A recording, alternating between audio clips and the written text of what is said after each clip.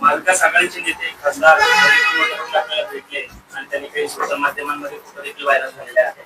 काय नक्की त्या संदर्भात आपलं स्पष्टीकरण काय सांगता?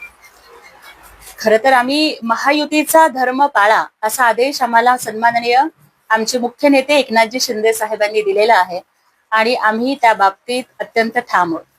आज सकाळीच माझी महायुतीचे उमेदवार सन्माननीय माजी आमदार राजाभाऊ राऊत यांच्याबरोबर भेट झाली होती. आमची निवडणुकीच्या रणनीती संदर्भात अत्यंत सविस्तर चर्चा सुद्धा झाली.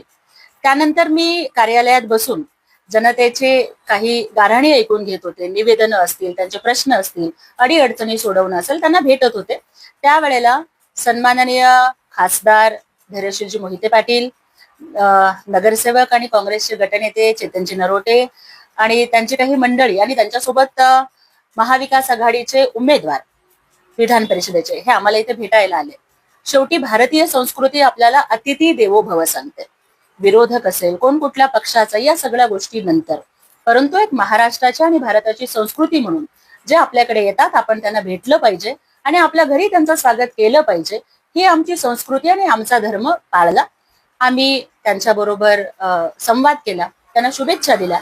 परंतु मला या ठिकाणी एकच सांगायचं आहे की महायुती म्हणून सन्माननीय मुख्य नेते एकनाथजी शिंदे साहेब, सन्माननीय मुख्यमंत्री देवेंद्रजी फडणवीस आणि उपमुख्यमंत्री सुनेत्राताई पवार यांच्या नेतृत्वाखाली आम्ही अभेद्यपणानं या सोलापूरच्या विधान परिषदेचा गड महायुतीचा भगवाच फडकवून काबीज करू, त्यात आम्हाला अजिबात शंका वाटत नाही.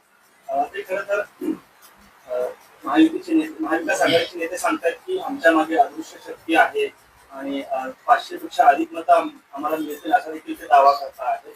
काय नक्की या दाव्यामध्ये तथ्य असं काय सांगतात?